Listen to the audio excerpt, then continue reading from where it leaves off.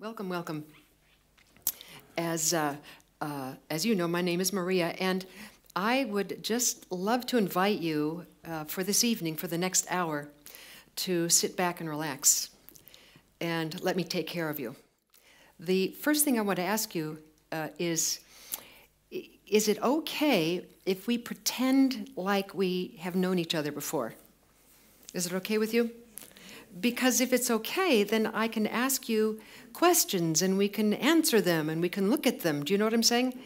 So if you wouldn't mind just to allow me to be your coach for the next hour. Would that be okay? And one of the things that a coach does is ask you uncommon questions. You know, if a coach asks you questions that you expect, you shouldn't have that person be your coach. Because sometimes, and I know in my own life, sometimes a coach is someone who asks me a question that I never thought to ask myself. Right? So here comes the first question. And it's this. My first question is, would someone help me open this? Oh, I did it. So this is my first question to you. Would it be okay with you if life got easier? I mean, seriously, would it be okay with you if life... I remember asking this of a group of about 135 people last year at Ersta, the conference center. And it was very quiet. And a man raised his hand in the back. He said, "You don't understand. We're Lutheran." So... really, my question is, would it be okay with you if some aspect of your life got easier? Do you know what I'm saying? And, you know, we say yes, and I believe you, but aren't we used to working hard sometimes and struggling a little bit? And that if things get too easy, we think that we're cheating because it should be a little harder. I have a girlfriend who, she said, you know, one day I woke up and I found the perfect parking place in front of my office, and every time I called a client, they answered on the second ring, and it was just a wonderful, perfect day, and at around 3 in the afternoon, I started getting very nervous. You see, like something's going to happen, you see. And she said, and then it did. She broke a vase, and she said, and then I could relax. Isn't it interesting the way we think? You know what I mean? That we think somehow, in order to have a life worth living, that it has to be a struggle. And I am going to talk with you about some concepts or principles which, if you think about them, it may end up making your life a little easier. Now, here's the definition of success. Success is doing what you said you would do consistently with clarity, focus, ease, and grace. But when you hear these 4 words, clarity, focus, ease, and grace, what do you experience? Okay, good. Someone said harmony? Fabulous. And what else? Clarity, focus, ease, and grace. Pardon? Excellence. Excellence, very good. Who? Flow. What else? I feel joy. You do feel joy. Just listening to those words. Because it goes along with what I've noticed about people who are successful in life, and everyone here is successful. I'm just talking about people who have developed a particular way of expressing success. And I've noticed that, and it's inspired me to learn how to do it as well. By clarity, I mean being clear about what's important to you. Being clear about what has meaning for you. You know, so much of the time we get so much information at us again and again and again. We have so much information bombarding us, coming at us, that sometimes we lose, at least for the moment, the capacity to discern what is really important. And you see, there's a good news and a little bit of difficult news when it comes to looking at how much information we keep getting in our lives. And by that I mean, we have our tablets, we have our ability to do more research. I work with physicians in the United States, and one of them told me, Maria, when patients come to see me now, they almost know more than I do about their particular disorder because they've researched it on the internet. They've read the research papers. They have the information. That's the good side. But on the other hand, how to discern what information holds true meaning for us. So the first part, the first principle of success holds that it's important to discern, first of all, what is meaningful to you.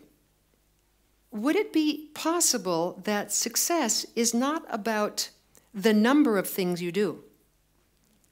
It's about the quality of your performance while you're doing it. So, who has something about clarity? Just shout it out and I'll repeat it in the microphone. Synchronicity. Yes, allowing yourself to see things that are already there around you when you're clear. Synchronicity is when two things happen in close proximity next to each other, but you cannot see a causal relationship. And yet, there are many theories, one having to do with the holographic universe, a hologram being, did you ever see Star Wars? And you saw Princess Leia, help me, Obi-Wan Kenobi. That's a hologram. And in a hologram, every little piece of the hologram contains information about the whole. That's why it's three-dimensional. And one of the things that happens with clarity is you begin to see things happening in a synchronous way. You see it. They've always happened in a synchronous way, but when you're clear, you see that. You know that when you are clear about what's important to you, something very interesting happens. There's a little part of your brain called the amygdala. Do you want me to spell it for you?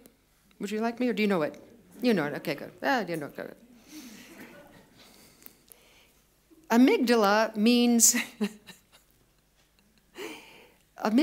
means peanut-sized, part in Greek. I don't know why they just don't say peanut-sized part of your brain. But every time that you are not clear, the amygdala fires up. Because one of the things that we hate as human beings is not being clear. We get panicked sometimes when we're not clear, because we don't know what to do or where to go.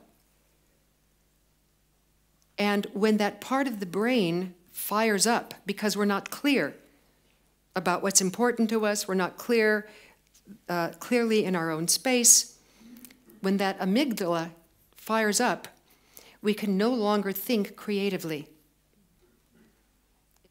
Focus is the second principle. Remember, doing what you said you would do consistently with clarity, focus, ease, and grace. Now, focus is about learning how to turn your attention toward what's important to you. Not only do you know what is important, but you are turning your attention, you are turning your energy toward what is important to you. That means you're not distracted. You see what is meaningful, you keep it ahead of you and you focus upon it. Now, there are 6 kinds of energy that you and I are here to learn how to use. And so there are 6 kinds of energy. The first is the energy of money. Now, money as energy is a very interesting topic, because if you see money as pure energy, the definition of energy is the ability to get things done in physical reality. If you see money as pure energy, you see it's neither good nor bad. It's neither spiritual nor non-spiritual. It is simply energy. If in order to be able to go on a vacation, let's say, you have to have enough of the energy of money to feed toward that goal, to make it reality. Along with money is the energy of time. And we intuitively know that money and time are forms of energy, because don't we talk about wasting money and wasting time? Do you see that? Losing money and losing time, investing money and investing time. I mean, what are the 2 reasons that people usually use in life not to get what they want, or not to have what it is they want? I don't have the, or the, to do it. Do you see? So we intuitively know that these are energetic metaphors. The next energy is the energy of physical vitality.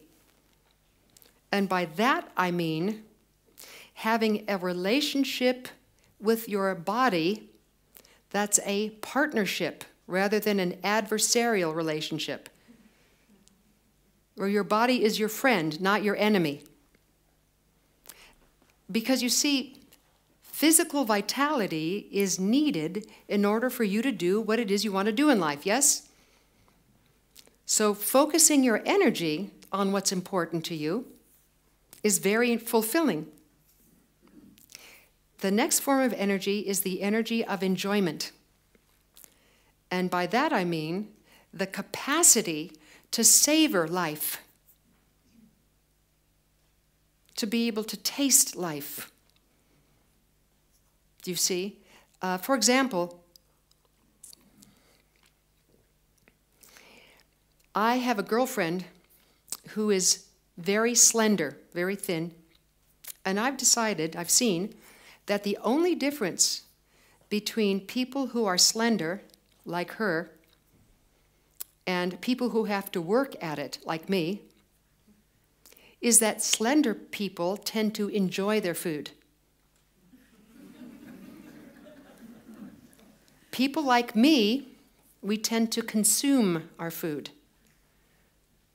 You know the difference, don't you? I mean, I discovered it one day in San Francisco when my girlfriend and we were there. She's naturally slender, and it was about 2:30 in the afternoon, and we decided that we wanted to go for a little dessert. So we went to a restaurant that was known for its desserts. It's 2:30 in the afternoon. We're sitting next to each other. We each order a hot fudge sundae with nuts and whipped cream. You can almost taste it right now, yes? Vanilla ice cream. Well, my girlfriend was very relaxed about it, but when I saw the server coming with my hot fudge sundae, it was like I was waving down a 747 jet. You know, it's like, put it right here. Right here, please. And when she did, it's like I put my arm around it, you know, so you couldn't have any, you know. And I started eating it. I don't know if I thought someone was going to take it away from me.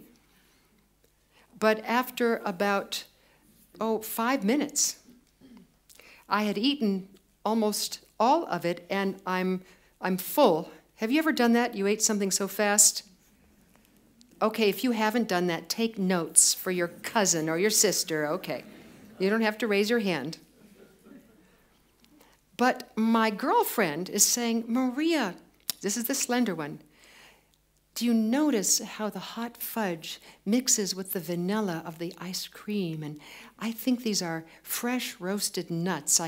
And of course I'm going, sure. All I know is it's hot, it's cold, it's sweet, and I've got to get it down me as quickly as possible. And at the end of about 10 minutes, she's eaten half of her ice cream sundae with 3 words I have yet to learn when it comes to ice cream. I've had enough. She pushes it away, half of it, which is good for me because I get to reach over, get it, and put it in front of me, which I did. And as I'm walking outside of the restaurant, full, it really dawned on me, my girlfriend had enjoyed her hot fudge sundae. I had consumed mine. I ate too much. I was feeling too full.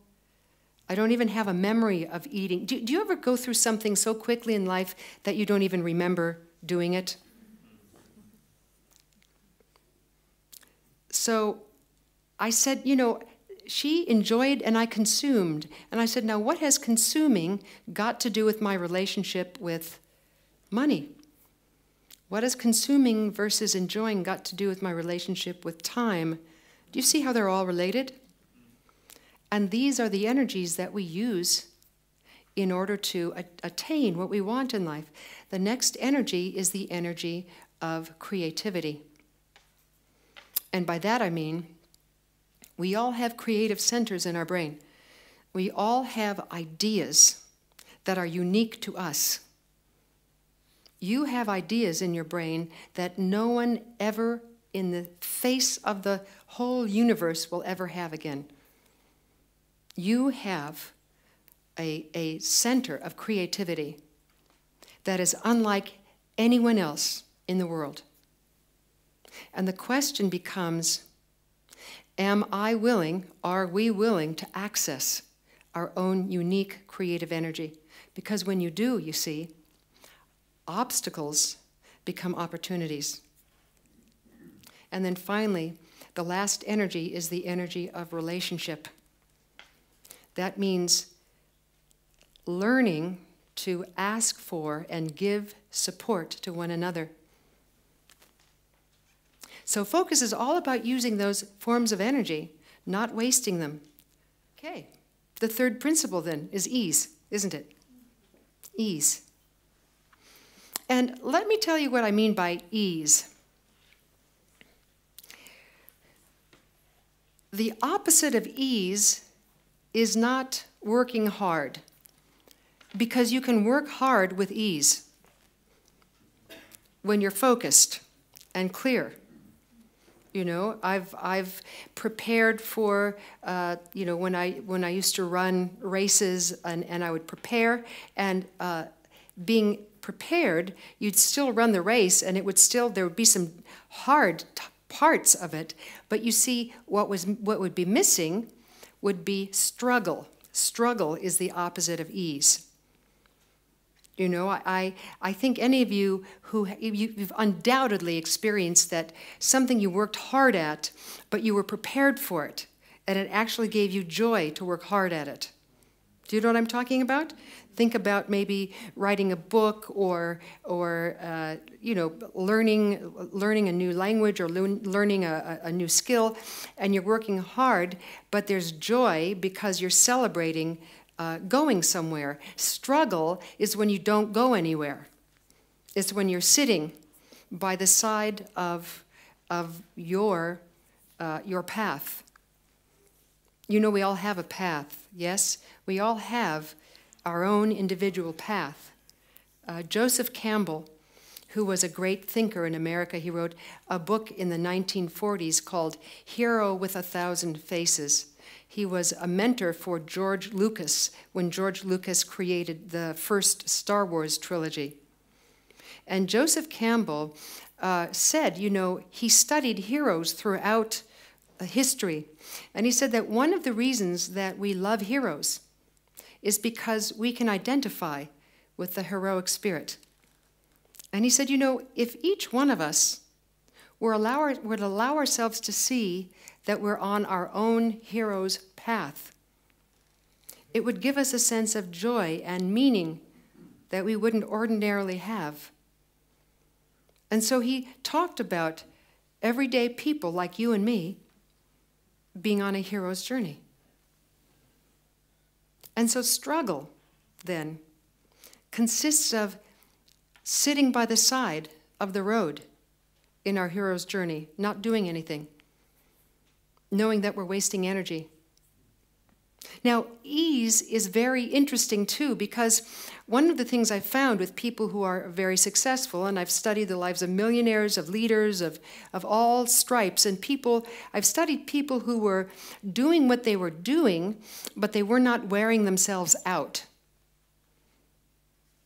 And what I saw with many of them is that they didn't make huge promises for their performance. They made a series of small promises over and over and over and over again. They would raise the bar for their performance, but they wouldn't raise it so high that they started to struggle. Because when you're struggling, enjoyment goes out the window. You're using too much of your physical vitality. You're probably struggling, you're probably wasting money, your time. But people who are very successful, that I've noticed, make and keep promises, but not huge ones. But they make them over and over and over again. They're consistent. Would it be okay if life got easier? If you had a big vision for your life, have a big vision for what you really want. And that within that vision, you set goals that are big, not as huge as your vision, but you set goals that are big, and then you take small, sweet steps to accomplish the goals. See, sometimes people, we all do this, we confuse success with making huge promises. You know, like, I remember one man that I was coaching to write a book. He said, you don't understand. I want to write 10 pages a day. And I said, George, if you write 10 pages a day, you're going to burn out in a week. Because what's going to happen? You won't write 10 pages a day, especially at the beginning. And you'll get angry with yourself, and then you'll start struggling, and 5 days later you'll stop. Does this sound familiar to anybody? Raise your hand if it sounds familiar to you, please. I like to... Okay, great. I want to make sure I'm,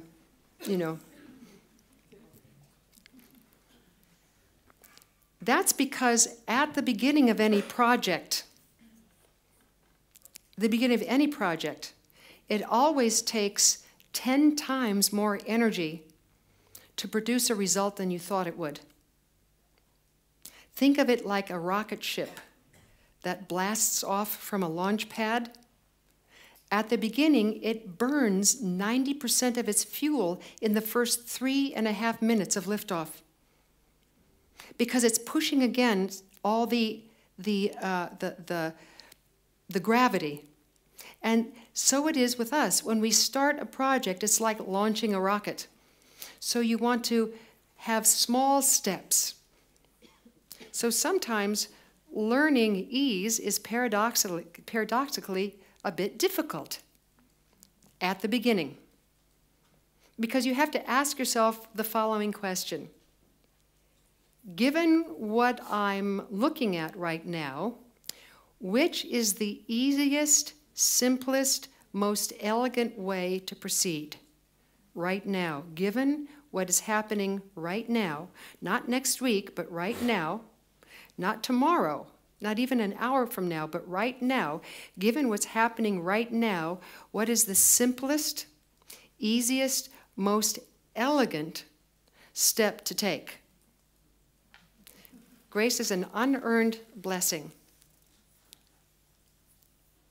Now, the whole idea of an unearned blessing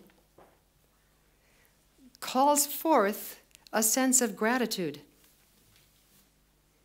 And indeed, research shows that learning how to bring gratitude to what you're doing right here and now, that is, finding something to be grateful for right here, right now, opens you up to a sense of grace in your life. So there are two ways of seeing grace. Number one, becoming aware of what you can be grateful for right now. Just right here, right now. In this moment, no other moment, this moment. The second way is by keeping what I call a grace journal, which you can do in the following way. Every night before you go to sleep, list 3 things for which you are grateful in a notebook that's by your bed. And if you forget to do it one night, it's okay. Just do it. Allow yourself to promise and just do it. Do it for at least a couple of weeks. Then read back what you've written. And you will see the hand of grace in your life. For about 25 years, I have been quoting a quote from Dag Hammarskjöld. And when I finally came to Sweden 4.5 years ago, and I said the quote, it was wonderful to be in Sweden saying this quote. Do you know what I mean? But I've been saying it all around the world anyway.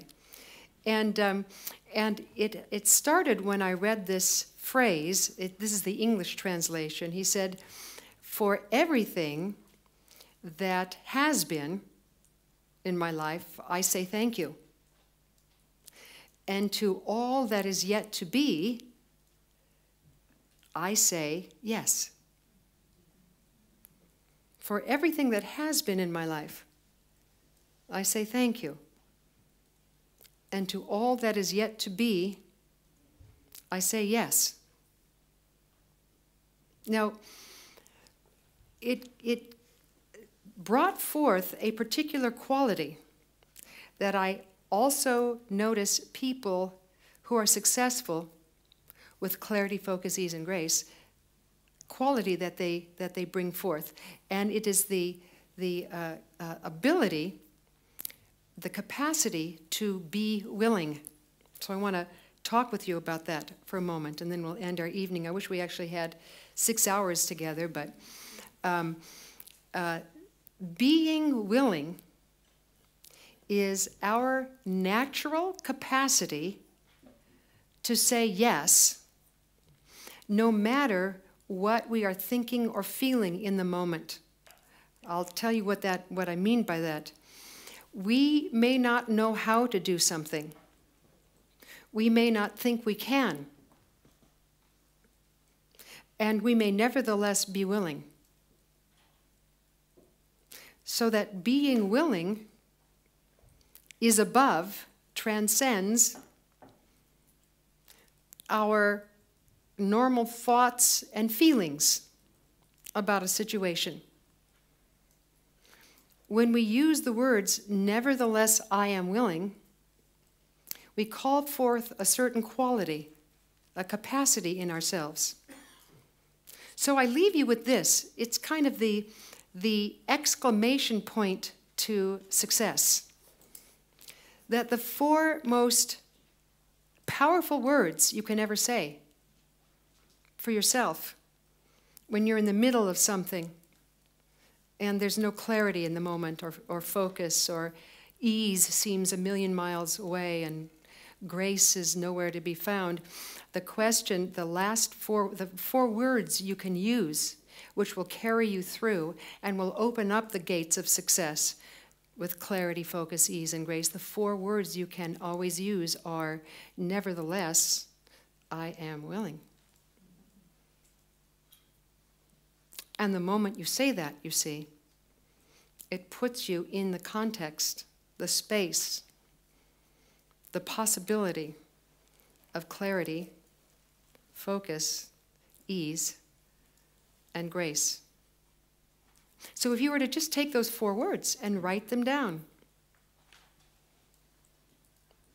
and give yourself 8 words to look at for the next week. This is the coach in me giving you homework, okay?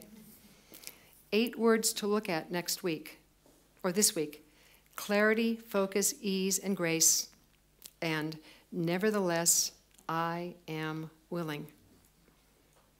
I tell you, if you were to focus on those words, because your brain begins to put energy where you focus. That's a whole other thing. If we had 10 hours together, I could talk with you about it, the neurophysiology and everything. Just believe me for a moment, okay? Got it? Okay? That whatever you focus upon and consciously focus, your brain will begin to gather energy and send it toward that. So clarity, focus, ease, and grace.